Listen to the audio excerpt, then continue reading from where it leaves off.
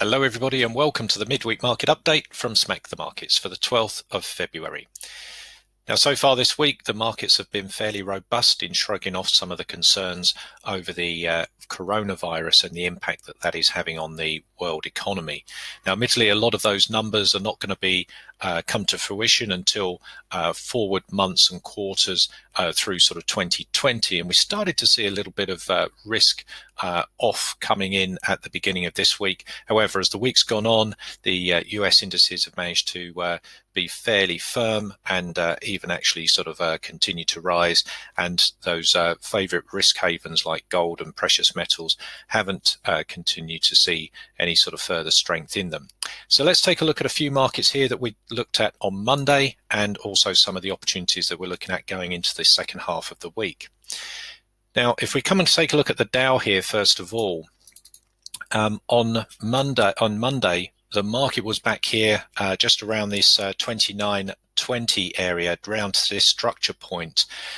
We're looking at this as being a key decision area for the market. If it rolled over from here, we were looking for continued weakness and evidence of that potential risk off coming in a bit more deeper.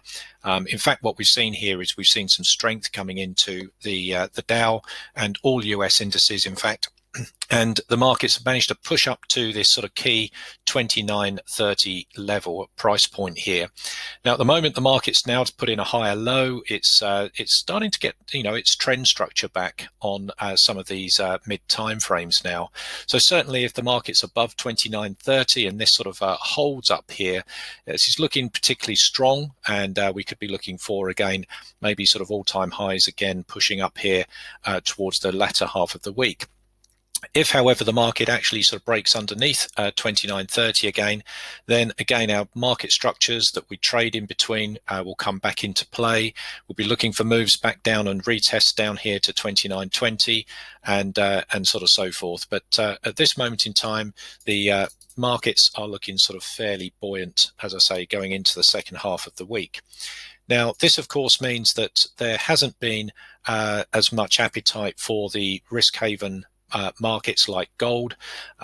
We said on Monday that we were getting interested in gold if the market got above our 1580 level here.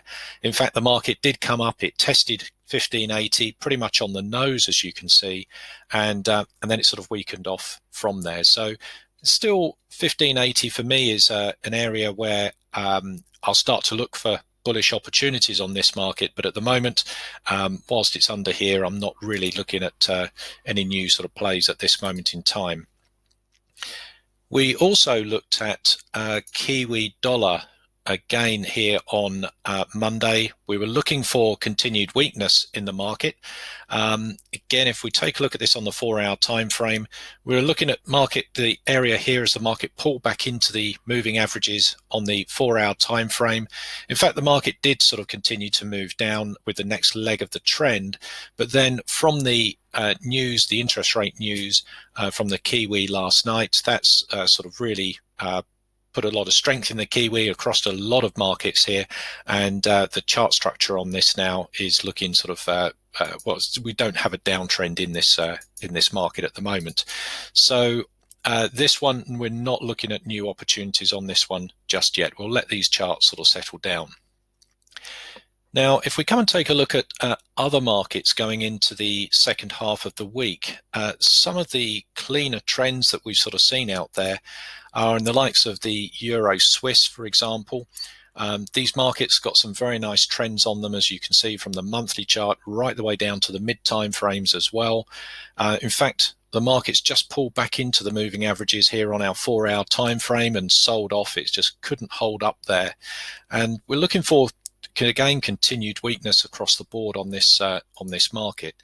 If we come down to the monthly chart and take a look here, this is a very, very high time frame, but it just sort of highlights sort of a structure level through here that the market's coming up against, and I wouldn't be at all surprised if we get a test of this level. This is a monthly chart, so there's still plenty of distance to go on this. So again, we like the market down to this level, but also underneath it. So again, if the market find support here, and we might get a bit of consolidation, but underneath this sort of structure point, we could be looking for some continued move to the short side. And there's a fairly decent sort of size trading window underneath price. Now, on the same theme of the euro, we could look at also at Euro Aussie. Now, there is euro news out this morning, but after that, we've got some fairly interesting structures on Euro Aussie. If we take a look at this here from the daily time frame, you can see that the market trend here on the daily has sort of broken now. We're back into a sort of structure point. Underneath this sort of structure point, well, there's probably, you got another sort of area. The next sort of structure is down to around this sort of 161 area. Plenty of distance here to the short side on the daily time frame, and even if we come down to the sort of 4-hour time frame, you can see this in a little bit more detail. We've got a better trend structure. The market's just sort of broken through into this trading window, and we've got that move down here to 161. So again, if the sort of economic news today doesn't impact adversely on the weakness of the euro, then again we'll be looking at opportunities to take advantage of some of these trading windows and trends on some of these markets. So there's a few markets there that we're keeping a close eye on going into the second half of this week. I certainly hope it helps, and look forward to speaking to you next time. Bye for now.